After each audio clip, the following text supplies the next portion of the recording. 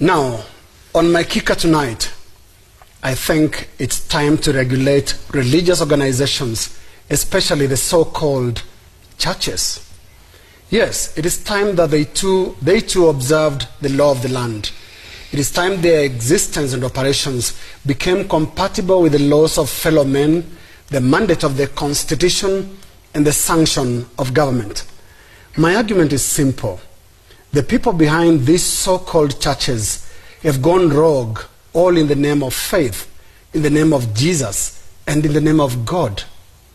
The so-called prophets and men of God must be accountable to a being other than God. Here are my reasons. In the name of Jesus, a supposedly mighty prophet of God is at the center of an intriguing property dispute. In the name of Christ, a self-declared bishop has become one of the wealthiest real estate operatives, but the source of his wealth could well be traced to the pockets of thousands of unsuspecting investors who put their money in a saving society that soon went down with their funds. Folks, we are dealing with thieves, not men of God. These are cold-blooded evangelical vampires living off the blood of their flock in the name of Jesus. They are conmen who must have their date with our police and our law courts. It is time to stop them. Some of them preach prosperity, but only they profit. Their birthdays are major events on the religious calendar of their devotees who raise money to buy mom or dad or both expensive gifts that range from designer watches to top-of-the-range cars. They live in palatial homes that would make the late drug lord Pablo Escobar blush. And even the Russian oligarchs and Arabian oil sheikhs hide their faces in utter embarrassment. The proceeds of Sadaqah, we should say. To these characters, Sunday, a day ordained as the Lord's day of rest and worship, has become the most profitable day on the trading floor. Offerings flow like a mighty river and onward into their private accounts in the Lord's name. In the villages where the population is even more vulnerable, these spiritual fraudsters are having a ball, eating off the hard labor of the poor, from their chickens to their cereals and even their coins. These gluttons sweep the land like locusts.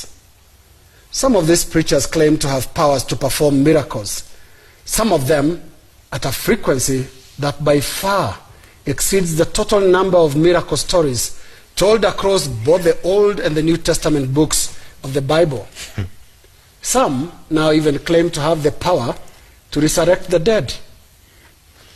You must have seen that recent viral video of a staged managed resurrection miracle from South Africa. This is certainly just one of the many bizarre activities that made the government of Rwanda to act. Now, President Paul Kagame is a no-nonsense man. He can tell a financial swindler from a preacher. Kagame wondered aloud why the capital city, Kigali, had more churches than boreholes that can provide clean water.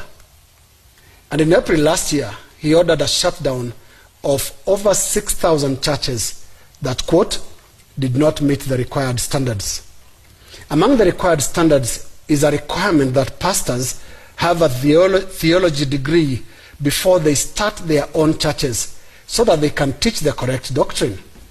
Here in Kenya, we toyed with the idea of regulating religious groups, and the closest we ever came to it was in 2016 when former Attorney General Githu Muigai proposed regulations that, among other rules, required preachers to submit certificates of good conduct and their theological training certificates so as to be licensed to run churches. These are the rules Kenya must revisit in order to restore sanity in the preaching enterprise, I call it. Rwanda set the pace, Kenya should follow suit.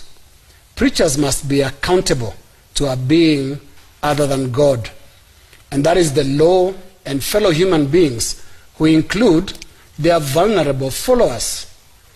And let me end with some full disclosure here.